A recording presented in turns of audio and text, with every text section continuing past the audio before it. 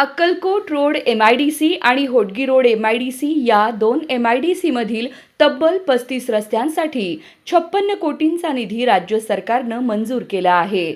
आमदार देवेंद्र कोठे यांनी हा ऐतिहासिक निर्णय असल्याचं सांगितलं।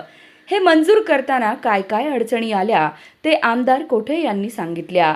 यावेळी त्यांनी देवेंद्र बॉसने बोला ह्याचा खास किस्सा देखील सांगितला। बघा काय म्हणाले देवेंद्र कोठे।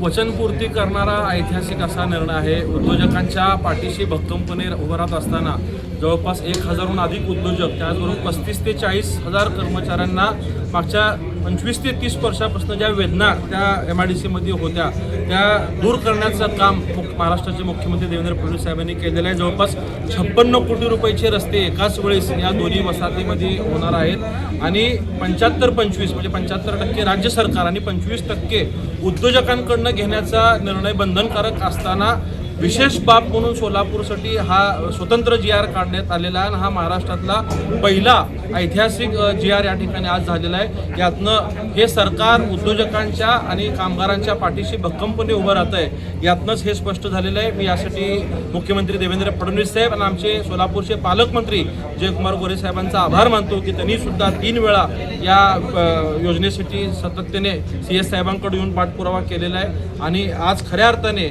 अक्कलकोट रोड MIDC आणि होडगी रोड औद्योगिक वसाहत या दोन्ही ठिकाणी या पायाभूत सुविधा उपलब्ध एकाच वेळी होत आहेत। एकीकडे सोलापुरात IT पार्क येत असताना सध्या अस्तित्वात असलेल्या या दोन्ही वसाहती सुजलाम सुफलाम करण्याचं काम या सरकारच्या वतीने झाल्याबद्दल मी सरकारचं मनापासून धन्यवाद। आता या निधीचा नेमका कशा पद्धतीने उपयोग होणार आहे?